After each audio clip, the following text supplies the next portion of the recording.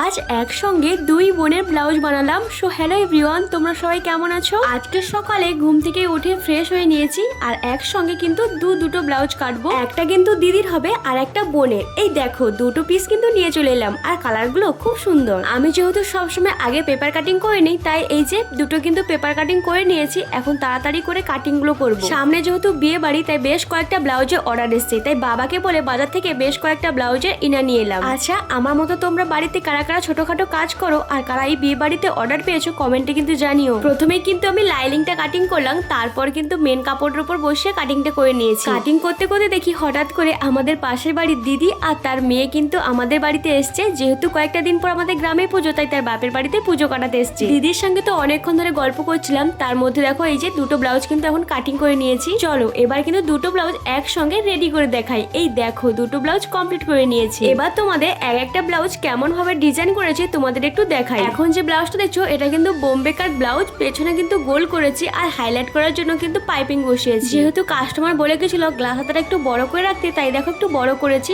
আর সঙ্গে এই যে থোকা থোকা লাটকান গুলো করে দিয়েছি। এটা তো গেল দিদির ব্লাউজ। এবার কিন্তু দেখাবো বোনের ব্লাউজ। এটা কিন্তু প্রিন্সেস কাটের ওপর ছিল, সামনে আর পেছনে একই রকম ডিজাইন করেছি। পেছনে কিন্তু হুক করতে বলেছিল, তাই হুক করে দিয়েছি। সঙ্গে কিন্তু ডিমান্ড ছিল এই বোটা আর এই যে বালিশ লটকন, যেটা আমি কিন্তু করে দিয়েছি। কেমন লাগছে কমেন্টে জানিও। আজকের মতো ভিডিওটা এখানেই শেষ করছি, দেখা হবে নেক্সট ভিডিওতে। ততক্ষণ তোমরা ভালো থেকো, টাটা।